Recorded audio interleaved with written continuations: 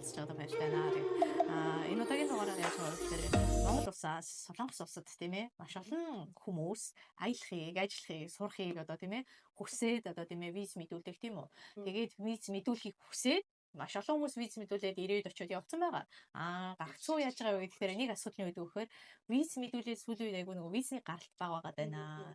Тэ ерөөсөө виз гарахгүй байгаа даа. Солонгосын виз айгүй одоо чангарчлаа гэж ярьж байгаа шүү дээ. Тэгээд яг энэ мэдчлэн Солонгосын визийг мэдүүлэхийн тулд одоо тийм ээ яаж одоо тийм ээ өргөдлөө өгөх, яаж одоо тийм ээ аяллийн зорилго тодорхойлж ийж энэ улсад нэрийн хүн харлахгүй юм байна, нэрийн хүн аялах гэж байгаа юм байна гэдэг одоо тийм ээ ихтгэл өнөмшлийг төрүүлж Солонгосын визийг амархан бөгөөд одоо тийм ээ яг хууль дүрмийн дагуу авах хэрэгтэй вэ гэдэг талаар та бүхэндээ маш гоё шипийг хуваалцах гээд энэ удаагийнхаа дугаарыг эхлэж байна. Тэгээд яг Солонгост одоо тийм ээ виз мэдүүлээ, зуны амралтаараа ирээ, аяллаа зугаалъя. Одоо тийм ээ энд байгаа ээж аав ах эгч нартайгаа уулзъя ч юм уу. Маш олон шалтгаанаар хүмүүс ирэх гэж байгаа шүү дээ. Тэгээд тэр тохиолдолд ер нь Солонгосын визийг хэрхэн мэдүүлж одоо тийм ээ виз гарах тал дээр одоо хүмүүс маань одоо тийм виз хүсэгч нар маань хэрхэн анхаарах хэрэгтэй вэ гэдэг талаар та хэлж өгөөч. Тийм, Солонгосын медиадаг юмыг одоо манайх одоо бараг л нэг тэнгэрийн амьдаг хатгах гэдэг шиг юм бодоод байгаа байхгүй. Гэтэл виз гэдэг чинь юу вэ? Би Солонгос улсад ямар нэгэн ажлаар явах гээд аяллаар ч юм уу одоо юу гэдэг нэг танд юу хамаатныдаа очих. Үгүй бол ямар нэгэн одоо хурал цуглаанд оролцох, ямар нэгэн тэмцээн хурлаанд оролцох.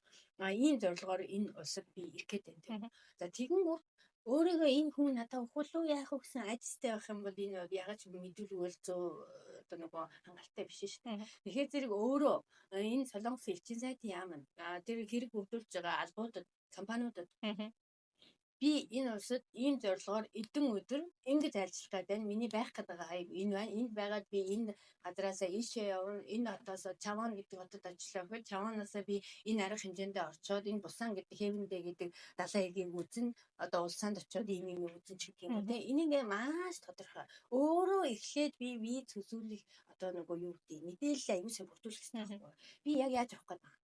Зүгээр л манайхаа тэнд очиод нэг хазаар нэг аялын виз гарчих юм бол очиод 3 сар ажиллаад их чигээ. Ингээ өгөхөөр чин зэрэг энэ угаасаа энэ хүний зорилго ойлгомжтой байгаа байхгүй. Тэгэхээр зэрэг энэ би энд 3 сар ажиллах байсан гэсэн бас нэг энэ оронд ирснийхаа энэ орны үзээд явъя гэдэг нь бас нэг эрдэмтдтэй байгаад бас нэг жоохон судалгаа хийгээд одоо шинэ Солонгос орж айгүй их наадмын зохион байгуулалт юм уу? Арга хэмжээний зөв одоо шинэ аялын виз үүсгэхдээ би Солонгосын одоо Бокууд одоо тэр Сакура цэцгэнд аюух дуртай. Би энийг жинхэнэ өөрийнхөө нүдээр очиж үзмээр байна. Энэ наадмууд Сөүлийн Ёюдууд авгүй бол юу гэдэг Кенсанамдо аймгийн Жинэн гэж хотод болдсон юм байна. Би энэ наадмыг үзмээр байна. Жинэ гэж хотод болдсон юм байна. Тэгээ энэнийг үзхийн тулд энэ өдөр наадмад болох гээд байна. Би виз 60 хоногийн өмнө виз гарна. Тэгэхээр би өнөөдөр визээ ингэж хүсэж байна тийм үү? Би Бусаны онгоцоор очиод эндээсээ би Жинэнд наадмаа үзхийн тулд Жинэ гэдэг хотын энэ зочд буудал буу. Өөрөө ингээ бүгдээ хийх хэрэгтэй байхгүй. Тэгэхгүй хин нэгэн хүн буудлын захиалга хийж өгдөг мөнгө аваад. Тэнгүүд энэ хүн өөрөө тэр буудлын нэрээ сайн мэдэхгүй шүү дээ. Тэгэхээр зэрэг энэ ямар нэг харанхуугаар орж байгаа. Тэгэхээр зэрэг яг юу гэж хэлмээр байгаа юм бэ? Өөрөө эхлээд өөрөө визийнхаа консалтинг хийгээч. Надад яг ямар зорилгын ямар виз хэрэгтэй байгаа. Би яаж авах вэ? За тэрийг хийснийхаа дараа визнийхаа одоо консалтинг хийсэн юм чи ерөнхийдөө жагсаалт нь гараад ирнэ сте. Тэгэнгүүт би энэ тэгвэл ингээ интернет ухаад үзэх юм одоо ямар ч орнд интернет болж байгаа. За тэгэнгүүт интернетэд ороод энэ баяр наадам байна уу? Ямар нэгэн сургалт юу мэдээллийн газрууд байна уу? Би энд нь оролцож чи надад энэ хэрэгтэй юм байна. Тэгингээ би яваад ирээ 3 сар ажиллаад ирээ. Энийгээ бас ингээ давхад тодруулж иж визээ хүсэх хэрэгтэй болов. Юу ч мэдэхгүй зүгээр нэг хүний амаар ийм авч өгстэй. Тэгээ аялын визний хувьд заавал урилга байгаад байх шаардлага байхгүй. Манайхан аялын виз үсгэсийн нэг урилга өгөөч гэдэг байхгүй. Тэгэхээр зэрэг энэ бол за яхаа үнэхээр ингээд Солонгос улсад ямар нэгэн визтэй ахтаа амрагсаад нь байгаа бол тэр хүн бас гэр бүлийнхээ үнийг Солонгос орныг үзүүлчих, энд байгаа амьдралаа үзүүлчихын тулд урилга явуулах юм бол тэр урилга дээр маш сайн тодорхой бичих хэрэгтэй байхгүй. Зүгээр нэг урилга бичдэг газраар харанхуй бичвэл биш.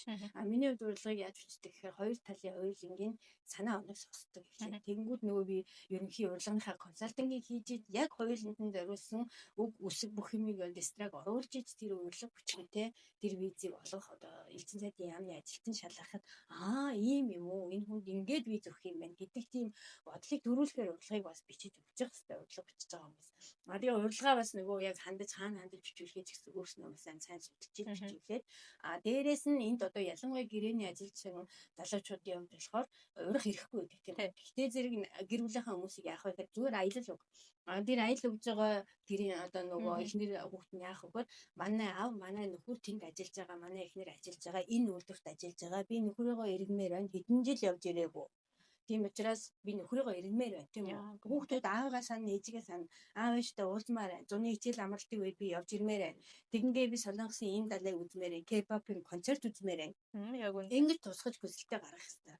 Тэгэнгүүтээ эндээс нөгөө гэрээний залуучууд маань идэлгийн дөрөвдөө ажиллаж байгаа залуучууд ба заавар уулзаж яд нөгөө юугаа яах биш. Би энэ компанид ийм цалинтай ажиллаж байгаа цалингийн тодорхойлолт авна. Дээрээс нь энэ компанид ажиллаж байгаа ажилчин нөгөө тодорхойлолт авна. Тэрийгээ нөгөө эхнэр нь өхөр нь тэнд нөгөө материалтайгаа хавсаргаад яг энэ ингээ бүх үнэн зөв тийм үү? Энэ хаанаас гарахгүй? Хаана байх вэ та? Би нөхрийнхөө зөвсөн байна. Байранд юм байранд. Би хэдэн өдөр нөхөртөө хамт байна. Эхнэртэйгээ хамт байна. Хүүхдүүдтэй хамт байна. Ингээд материалаа бүсэх юм бол элчин сайдын яамнаас яах вэ? Тэр элчин сайдын яамч бас хүмүүс ажиллаж байгаа юм. Тэр зөвхөн зөвхөлтөй хүн юм байна тест. Ороод явахад биш учраас тэр яг ингээд тодорхой зорилготой бүх материалууд ингээд ойлгомжтой байх юм бол виз гардаг байхгүй. Тэгэхээр зэрэг манайхан зүгээр л хам нэг юм бүрдүүлээд энд нөхөр ажиллаж байгаа би нөхөр дээр очив. Тэр нөхрийн талаар юу байгаа юу ч байхгүй. Тэгэхээр энэ хүн виз гарахгүй. Тийм л жишээ нь. Тэгэхээр өөрийгөө маш нөгөө визээс судалж агаад надад ийм виз хэрэгтэй байна. Надад би явах ийм ажил байна. Энэнтэй холбогдох визийг та нар олох гэсэн шаардлагыг элчин сайдын яамд тавьдаг байх.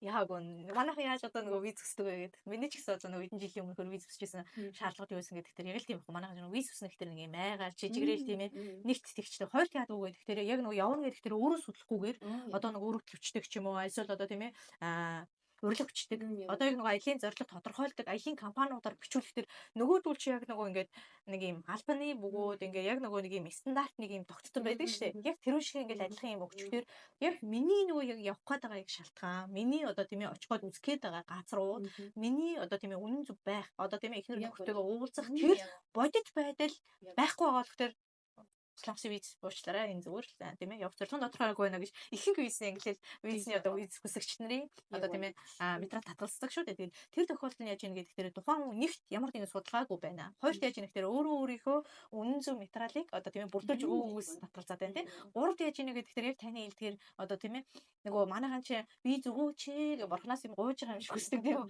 Тэгэнгүүт нөгөө бүх зүйлээ нөгөө ойлгомжтой тодорхой бичсэн учраас энэ одоо тийм ээ хүслийн дагуу миний визийг гаргаж өгнө гэж одоо тийм шаардсан байдлаар яг одоо нөгөө өөрийнх нь явж байгаа аялын зорилго тодорхой, уулзах чавн тодорхой болохоор яхахгүй тэгэж одоо нөгөө хүсэх хэлбэр одоо яг таны хэлэнгүүт яг өөр үт юм байна тийм манайхан чи нөгөө нэгт гуйдаг юм байна, хоёрд яадаг үү айдаг юм байна, гуравд яаж ийн гэдэг тэр нөгөө өөрийнхөө зорилгыг нөгөө бүрэн тодорхойлдог өөрийгөө бэлтээгүй өөрийгөө айхаас байна. Тийм учраас өөрөө нөгөө визний консалтинг аваач гэдэг байгаа чинь юм ч таахгүй. Яг хоёр талын ирэх гээд байгаа хүн, урах гээд байгаа хүн, энд байгаа хүлээж авах гээд байгаа нөхөр, тэндээс ирэх гээд байгаа нөхдүүдийг хамттан яг ирэх гээд байгаа санаа онноо. Үнэхээр одоо 3 сар ажиллах гээд байгаа бол нөхөр тэр айл бас мөнгө хэрэгтэй 3 сар ажиллахыг хүсэж шүү дээ гэсэн. Тэгэнгүүт энэ нөхдүүдийг яаж оруулж ирэх үү ингээд толгоогоо консалтинг хийж байгаа юм чи мэдээж өөрөө консалтинг хийж энэ хүмүүс зөвлөгөө өгөн тийм үү. Тэгээ ингээд зөв газрын хандаа консалтинг аваад ингээд визээ хүсээ зөв өөрчлөлт аваад ингээд явах юм бол ямар ч виз бол асуудалгүй. Тэр хүмүүс ч гэсэн зүгээр хүн учраас үнэхээр шалгахад ямар нэг эргэлзээтэй авах юм бол хүн үзэж зөвшөөрөл олохгүй л байна. Тийм учраас хүн хүндээ ингээд хандж байгаа юм чинь. Тэр үнэн боддоор яг байгаагаараа байх юм бол угаасаа нэг юм. Тэгээ одоо нөгөө нэг бас нэг аж ахуйн нэг хэрхэлж байгаа нөхдөд байдаг. Тэдний виз гардаггүй. Эднэр яадаг тэгэхээр өөрснөөс нөгөө нэг би хааштай бизнес эрхэлдэг хүн юм чинь гарч ил таараа гэж зүгээр нэг яаж төгчдөг. Гэтэл нөгөө улсад татвар төлж байгаа хэвээр ажилчдынхаа нийгмийн даатгал эрүүл мэндийн даатгал асалтгүй төлсөн байх хэвээр өөр ширгүү байх хэвээр гэх мэтлэнгийн гарна. Дээрээс нь одоо нөгөө дансны уулгын харангуут нь энэ хүний одоо яг нөгөө компани орлого гэдэг чинь яг тогтмол хэмжээнд ингээ ороод гараад байж хэвээр. Гэтэл ингээд хангууд нэг баахан 100 сая орж ирэл нэг алга болоод хэдэн жилийн дараа дахиж орж ирэл гинтгийн виз үсгийн дараа өмнөх нь 200 сая орж ирдэг ч юм уу. Энэ жишээний ингээ байнгут мэдээж одоо энэ материал шалгаж байгаа элчингийн хүн бол эргэлзэн шүү дээ. Энэ үгүй яагаад хаанаас гимтгүй.